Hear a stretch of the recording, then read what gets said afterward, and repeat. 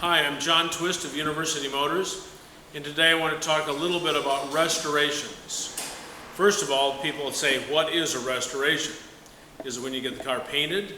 When you spend more than $10,000? When you take the whole car apart?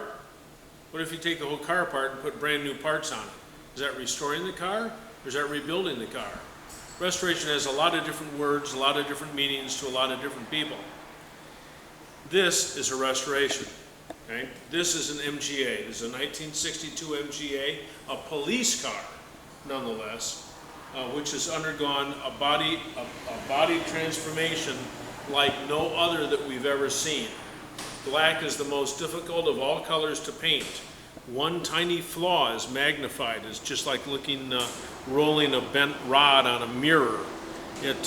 Everything is amplified. So a black body is absolutely the most difficult and therefore most expensive body to paint. Over here next to us is a red MGA. Now this looks real nice. It looks great, you know? But you take a look at it critically and you say, oh, there's a little flaw in the paint up here, and the grill doesn't fit quite right here, and so forth. So the next question is, how well is everything going to fit? I mean, how close are you going to make this to being a perfect car? There's no such thing as perfect. Perfect is a word in the dictionary. Okay? It defines a goal. It doesn't define anything that anyone can do. Nothing is perfect. When you start off on a restoration, you have to be interested in the process. If you think you can buy a $400 MGB and fix it all up and end up with a $10,000 MGB, you're kidding yourself. Unless you actually put in the time and money, and then you're going to have $30,000, $40,000 invested, and it still might not be as nice as an unmolested MGB that had never seen rust or abuse. So, first of all, you only get involved with the restoration if you want to enjoy the process and if you can afford it. I talked to a woman this morning who's had her car under an MGA, under restoration, for 13 years, 15 years maybe. The last 3 years, the guy who's supposed to be working on it hasn't done anything, nothing.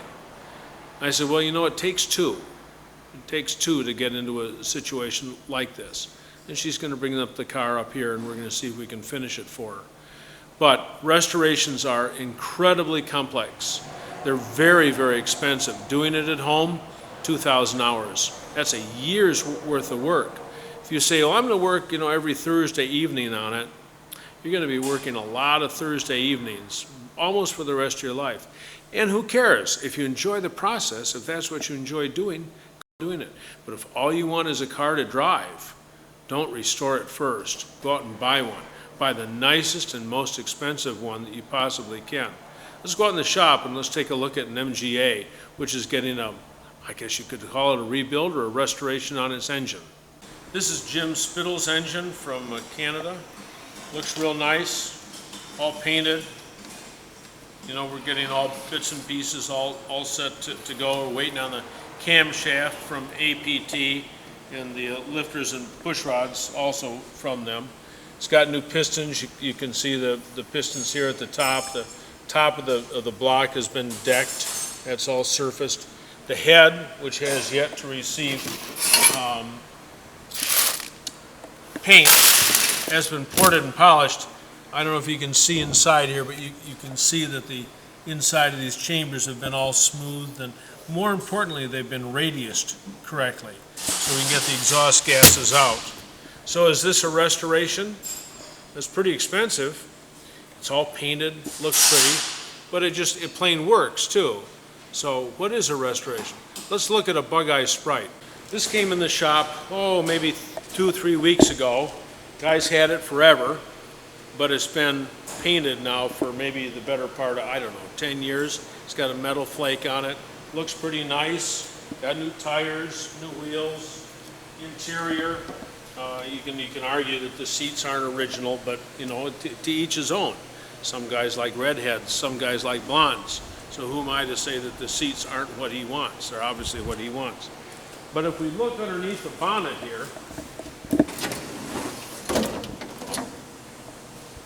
you take a look, here it is, it's all beautiful, it's all painted, the engine's all painted.